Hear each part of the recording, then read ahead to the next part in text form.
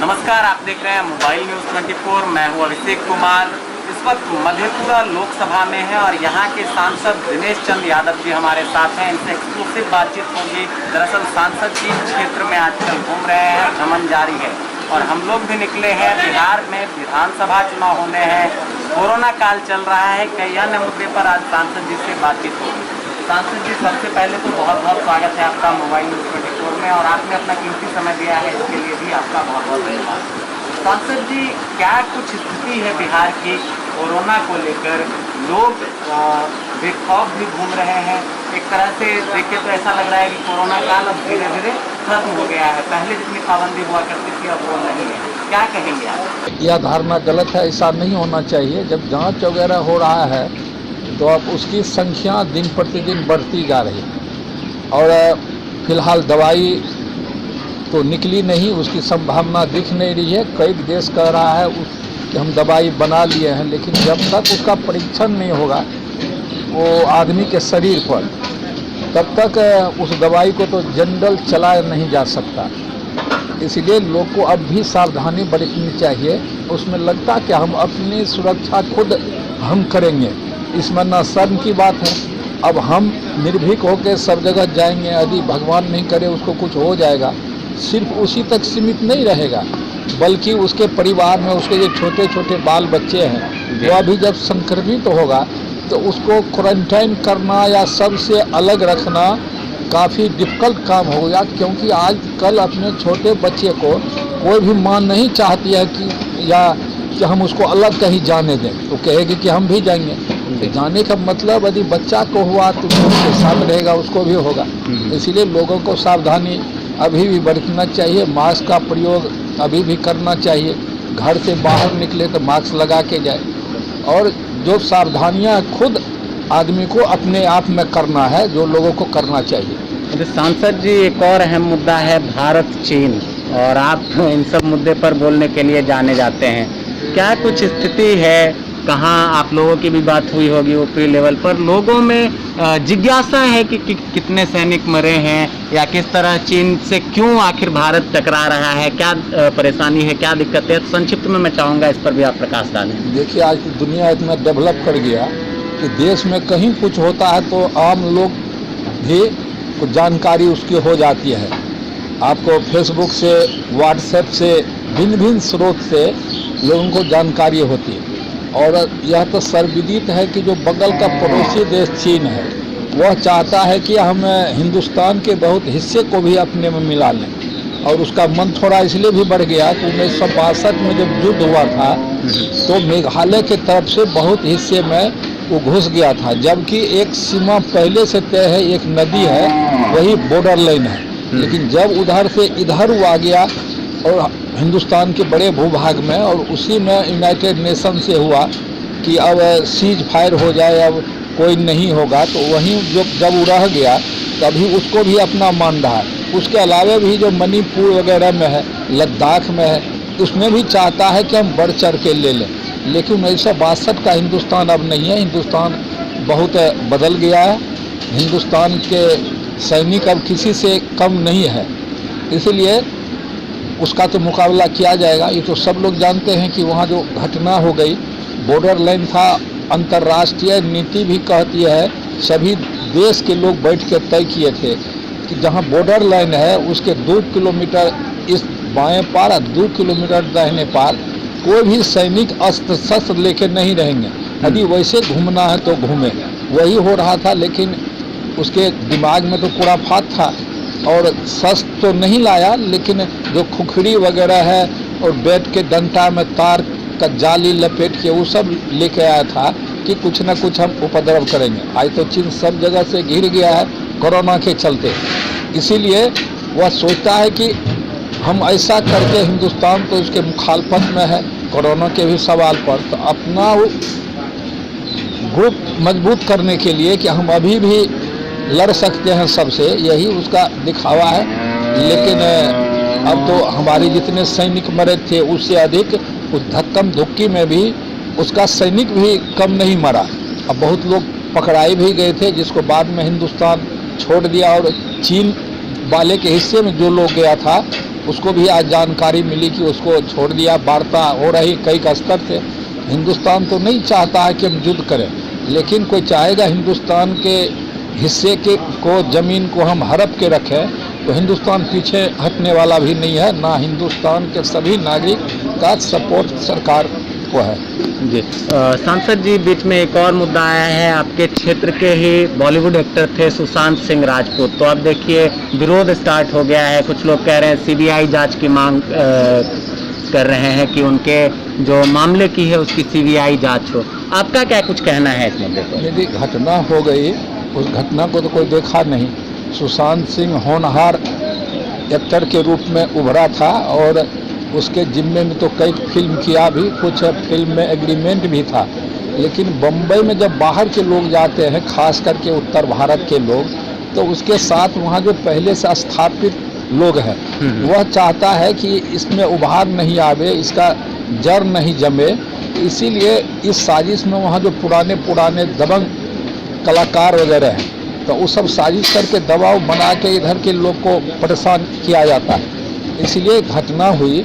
CBI की जांच जरूर होनी चाहिए। उसमें जरूर दूध का दूध पानी का पानी हो जाए कि आखिर क्यों आत्महत्या या हत्या हुआ, तो उसकी जांच। आत्महत्या हुआ तो किसने उसे प्रेरित किया, इसकी जांच तो होनी ही चाहिए। सांसद जी, एक सवाल और आपसे काफ़ी महत्वपूर्ण है कि सोनिया गांधी जी ने कहा है कि बिना नीति के भारत की सरकार चल रही है और मोदी जी बिना कुछ सोचे समझे कोई भी फैसला ले लेते हैं जिसका खामियाजा भुगतना पड़ता है देश को। आप क्या कहेंगे? नहीं, देखिए सोनिया गांधी क्या बोलती है, इस देश का जो अपोजिशन है, लगता है कि बिल्कुल विवेकहीन हो गया। और सोनिया गांधी विपक्ष में है। विपक्ष तो डेमोक्रेसी में रहना ही चाहिए जी। लेकिन जिस तरह से अनर्गल बयान सोनिया गांधी का या राहुल गांधी का या अन्य जो लोग अपने को विपक्ष कहते हैं या वामपंथी का, तो उसका जो सोच है बिल्कुल उसका जितनी निंदा की जाए वह कम है। अब देश का सवाल है, आपको जानकारी नहीं हो 1962 में जब युद्ध हुआ था, अटल बिहारी वाजपेयी जी विपक्ष में थे। जब लोकसभा में डिबेट चलने लगा तो विपक्ष में रहने के बावजूद भी अटल बिहारी वाजपेयी ने कहा था कि सिर्फ इंदिरा गांधी नहीं है बल्कि रनचंडी है, दुर्गा है, क्या क्या संबोधन करके सो ऐसा मैसेज दिए कि देश के लोगों को भी अच्छा लगा।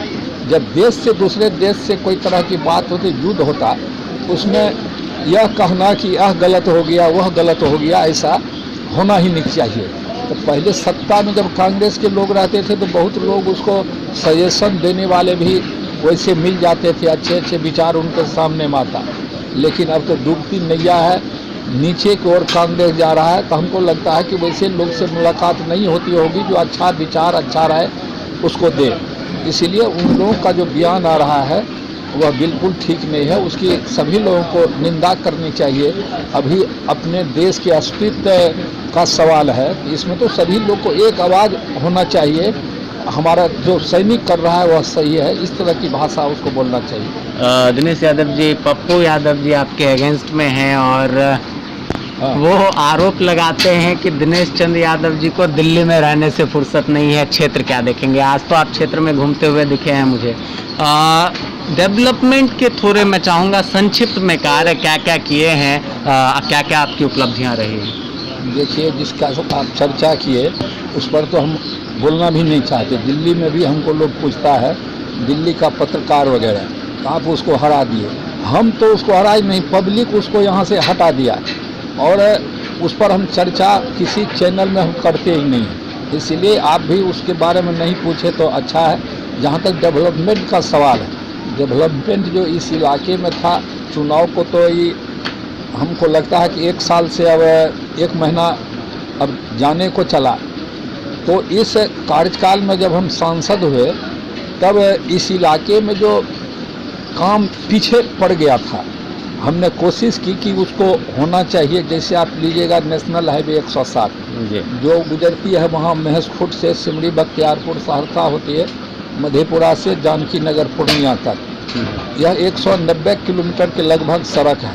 यह सड़क की स्थिति बिल्कुल दयनीय थी। हम लोग चुनाव लड़ रहे थे तो सहरसा से मधेपुरा जाना होता था तो हम लोग भी इससे सौर बाजार से इधर से उस पतरघट वाला रोड पकड़ के जाते थे। और दूसरा सड़क था राष्ट्रीय राजमार्ग 106 जो वीरपुर से बिहपुर है, तो उसमें भी जो जाना होता था मधेपुरा से उदा की सुनगंज वगैरह, तो हम लोग सीधे मुरलीगंज जाते थे, फिर मुरलीगंज से बिहारीगंज होकर उदा की सुनगंज जाते थे।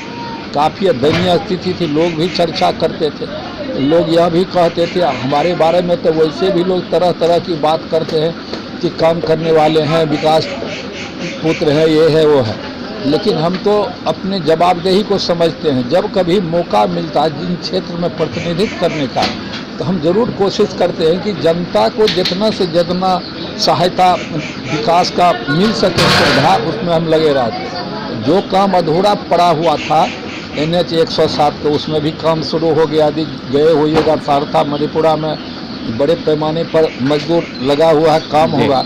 फिर पूर्णिया हिस्से में भी काम शुरू हो गया। फिर नेशनल हाईवे जो 106 था बिहपुर से बिहपुर मधेपुरा होते हुए, तो उसमें भी बहुत द्रुत गति से मधेपुरा से उदा की सुनगंज में काम हो रहा है। इधर एक स्वीकृति हुई है कि जो यह सड़क है बिहपुर से बिहपुर उदा की सुनगंज से फ्लोट होके जाती है NH 31 पर बिहपुर, तो इसमें सड़क नहीं था, लेकिन उस सड़क की तो सार्थकता तब होती जब उसमें ब्रिज वगैरह बन जाता, लेकिन उसकी भी स्वीकृति हो गई। उसमें लगभग 7 किलोमीटर का 4 लेन पुल बनेगा कोसी नदी पर, और जो उसका बाकी हिस्सा है 23 किलोमीटर, उसमें 2 लेन सड़क बनेगा और मतलब अच्छी सड़क बनेगी। उसकी स्वीकृति ही नहीं हुई, बल्कि उसका टेंडर हो गया। 9 सितंबर तक टेंडर डलेगा, 4-5 महीना उसको डिसाइड करने में लगेगा। मतलब अगले साल का जो 1-2 महीना बीतेगा, सब कुछ ठीक ठाक रहा कंट्रैक्टर का, तो उसका भी काम शुरू हो जाएगा। उस पर 1169 करोड़ रुपया जो खर्च होगा उसकी भी मंजूरी हो गई है। तो विकास के काम जो होते उसको तो जो हमारे नज़र में आता हम जरूर चाहते हैं कि मेरा उसमें जाता क्या है। हमारे प्रयास से यदि हो जाए तो उसमें हमारा तो कोई जाता नहीं, और जनता के लिए जवाबदेह हैं। जैसे बैजनाथपुर से लिटियाही सड़क था, कई वर्षों से जर्जर था, थोड़ा काम किया तो उसको छोड़ दिया था, लेकिन उसमें भी गति है, वह भी सड़क जल्द बनेगा। या और जो सामने आती है बात उसको निपटाने का जरूर प्रयास करते हैं। सांसद महोदय, एक सवाल आपसे और है। हाल ही में शुरुआत हुई है गरीब मजदूर कल्याण करके कुछ, तो उसमें जो प्रवासी मजदूर हैं उन्हें किस तरह से काम मिलेगा? कुछ लोग कह रहे हैं कि जो मजदूर रजिस्टर्ड हैं, यानी कि जो आए और उनका रजिस्ट्रेशन हो गया, उन्हें काम मिलना शुरू हो जाएगा। थोड़ा आप उस पर प्रकाश डालें। नहीं, देखिए रजिस्ट्रेशन का उतना उसमें ऐसा कोई रुकावट नहीं है। मजदूर आता है, काम करेगा, तो मनरेगा वगैरह में भी उसका नाम जाता है यहाँ से। ऐसा नहीं कि मजदूर इस गांव में भी सड़क पर उसका नाम लिखा हुआ है, उसी मजदूर का नाम दूसरे जगह है। यह कोई समस्या नहीं है, उसमें रोक भी नहीं है। जितने लोग काम करना चाहेंगे सभी को काम दिया जाएगा। सांसद जी, बिहार में विधानसभा चुनाव है और ऐसे में क्या कुछ उम्मीदें आपको लगती है? इस बार NDA गठबंधन आगे जा रही है या पीछे खिसकेगी? मेरे कई चुनाव हो गया और उसमें तो देखते करते हैं। पहले भी NDA था, बीच में महागठबंधन बना, तो पहले भी नीतीश जी मुख्यमंत्री हुए थे, महागठबंधन में मुख्यमंत्री हुए, फिर अभी NDA में उसमें भी मुख्यमंत्री बनेंगे। NDA में इन्हीं को नेता माना कि नीतीश कुमार ही जो अगले चुनाव में हम लोग के नेता होंगे। तो कोई आज से थोड़ा पहले से है कि किस तरह का ट्रेंड होगा राज्य का और किस दल का क्या स्थिति रहेगा, ये तो पहले से सर्वविदित है। जी बिल्कुल। तो हम बात कर रहे थे मधेपुरा के सांसद दिनेश चंद यादव जी से, और इन्होंने स्पष्ट रूप से बताया है कि बिहार विधानसभा चुनाव में NDA सरकार बनाने जा रही है। साथ ही साथ इन्होंने अपने डेवलपमेंट के कार्य भी गिनाए और कोरोना पर जिस तरह से सरकार ने काम किया उनकी उपलब्धियों को दर्शाया। और इनका साफ साफ मानना है कि जिस तरह से कोरोना काल में खासकर भारत सरकार ने फैसले लिए हैं, यही वजह है कि भारत में अन्य देशों के मुकाबले में कोरोना मरीजों की तादाद कम है, ज़्यादा से ज़्यादा लोग जल्द से जल्द रिकवर हो रहे हैं। कैमरा पर्सन अंबुज कुमार के साथ मैं अभिषेक कुमार, मोबाइल न्यूज़ 24, सहरसा, बिहार।